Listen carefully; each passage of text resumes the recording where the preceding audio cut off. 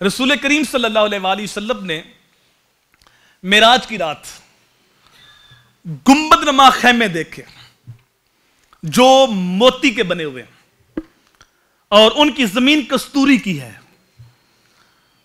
تو حضور صلی اللہ علیہ وآلہ وسلم نے جبریل علیہ السلام سے پوچھا کہ یہ موتی نما گنبد نما خیمے یہ کس خوش نصیب کے لیے ہیں؟ فرمایا یہ آپ کی امت کے ائمہ اور مؤذنین کے لیے جو اللہ کی رضا کے لیے اذان دینے والے اور اللہ کی رضا کے لیے لوگوں کو امامت کرانے والے تھے. رسول کریم صلی اللہ علیہ وآلہ وسلم نے ارشاد فرمایا قیامت کے دن میری امت کے مؤذنین کی گردنیں سب سے لمبی ہوں گی.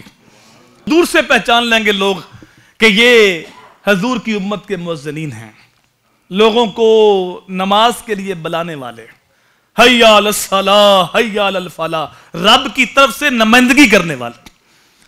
اور ایک موقع پہ میرے حضور نے فرمایا کہ جو اذان دینے والا ہے وہ اس شہید کی طرح ہے جو خون میں لتھڑا ہوا ہے, اور فرمایا جب یہ اذان دینے والا قبر میں جائے گا تو اس کے جسم کو قبر کے کیڑے نہیں کھائیں گے. یہ اللہ کی رضا کے لیے اذان دینے والا تھا.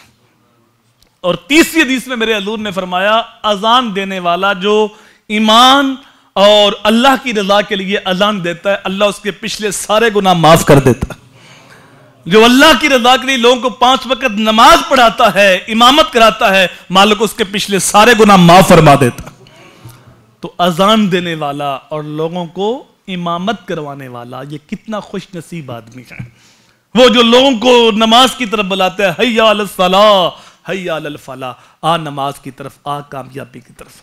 ہم کامیابی کے مفہوم کو نہیں سمجھے. کبھی کسی کے پاس جاتے ہیں کامیابی کا نسخہ مانگنے کے لیے, کبھی نیٹ پہ سرچ کرتے ہیں کامیابی کیسے ملتی ہے. اور اللہ کے بندو کامیابی صرف دولت نہیں ہے. دولت تو اللہ تعالیٰ نے فرعون کو بھی دی تھی, دولت تو اللہ تعالیٰ نے نمرود کو بھی دی تھی. قارون کے پاس تھوڑا خزانہ تھا. کامیاب وہ ہے جس پہ رب راضی ہو گیا. کامیاب وہ ہے جس کے پاس اللہ اس کا رسول ہے. مکان کچا ہے رب راضی ہے تو کامیاب ہے.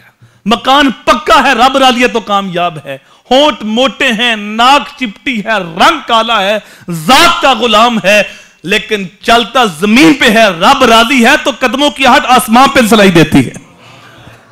تو کامیاب وہ ہے جس پہ رب راضی ہے. تو اللہ کی نمائندگی کرنے والا بندوں کو دعوت دیتا ہے کامیابی چاہتے ہو تو آجو رب کی بارگاہ میں جھک جاؤ, رب کی بارگاہ میں سجدہ ریز ہو جاؤ, رب کے گھر میں آؤ, رب کو منا لو, اللہ تمہیں کامیابی عطا فرمائے گا.